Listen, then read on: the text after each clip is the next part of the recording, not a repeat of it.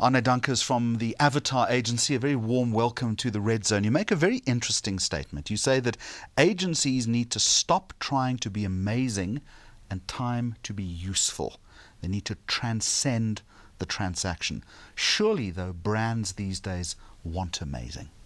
Everyone wants amazing, Jeremy. Amazing is all over the place. We need to break through the noise and try and be useful. You need to fit into your consumer's user journey and not just try and blow them away, but be part of their everyday lives. That's what makes you useful. Do you think, though, that agencies just default to trying to be amazing all the time and forget that very basic principle? Definitely. To be part of your consumer's life, you need to be useful. And being amazing is like a template cut out. How do we blow them away? How do we break through the noise? And that's not what amazing is going to do for your brand. So how do you define being useful? Useful is, they say that if you sell something to a customer, you have them for the day. If you do something useful for them, you have them for a lifetime. That's the relationship you build. So where do you fit into your consumer's lifestyle? How do you be helpful, or how do you be interesting, or provide information, not create information that helps them out? So how do you find the entry point into useful? I'm a brand manager and I have this challenge of product to consumer. I've got to find the useful interface. Strategically, how do I do that? Well, I would say determine what the value is of your brand. What is that brand thing that you stand for? And then sell that to the customer. Well, market that to your customers. But it's not always easy to find that, though, is it? No, but that's defined by your objectives. What do you want to do? Do you want a relationship with your customers, or do you want to sell something quickly? And that's where your defining point is. But often these days you want the relationship, but at the same time, Arne, you also want to sell something quickly as well. Margins are squeezed, margins are priced. It's become very difficult to do that. However, if you build that relationship over time, a long-lasting relationship, you always have your brand top of mind of your consumers. And in the end, when it comes to your purchasing decision, your brand will be there. Okay. All right, so the challenge then is to be useful on the one hand, yeah, okay. On the other hand, I still want as a brand amazing. How do you make useful and amazing work simultaneously? Because if you get that, I'm assuming that is the holy grail of brand marketing. That's the magic. Yeah. But useful always before amazing. If I solve a problem for a consumer, our brand will be top of mind always. Rather than being amazing for a second and it's over. It's almost like a person with attributes. You have to have attitude, have energy, be useful, have value. Same with a person, same with a brand. You personify your content that way. All right, you also make a very useful, there we go, very interesting statement. It's useful too. Don't make connections through price and product alone. If those are being excluded, yes, what is left?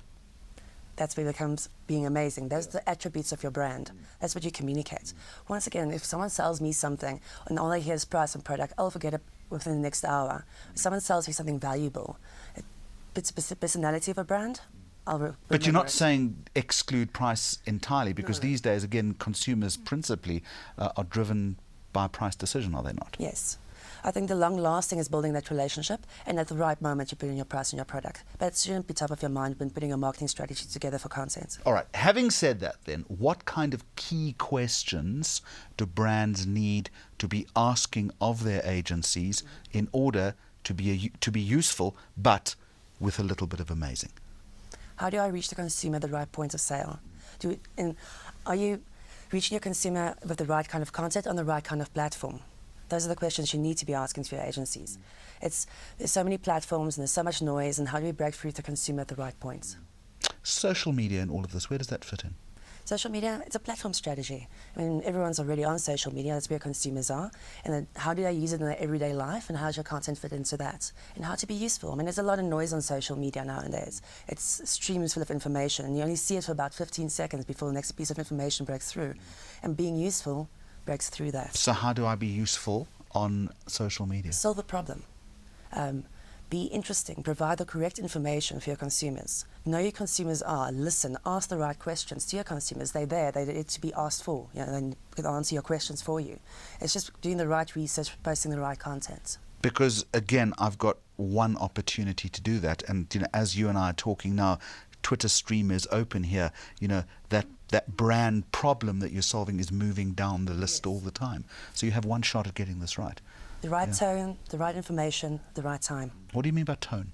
You have to be personal. You have to have the right.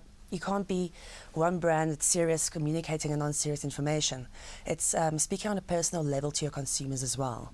You can't just product push and market push tone of voice. A brand voice is In important. terms of useful versus amazing, how often should a brand manager be revisiting this type of thinking, this type of strategy? Because I'm also assuming it changes all the time, doesn't it? Sure it Yeah. does. I think it's all about listening. There's no template, no set way to do it. Listen to your customers. When you see it starts dying down, your content isn't doing as good as you would want it to do, listen, ask questions. What would you like to see? And you'll get the right answers. Off the top of your head, are there brands that are getting this right? I would say some of your consumer products are doing quite well. Larger campaigns, I think your telecoms are doing it quite well. Your cell phones, your Samsungs, your Nokias, they're doing the right kind of communication towards their clients. They are being useful. They've got the right tone. Okay, Arne Dunckers from Avatar, thank you very much for the insight. I appreciate you joining us today. Thank you.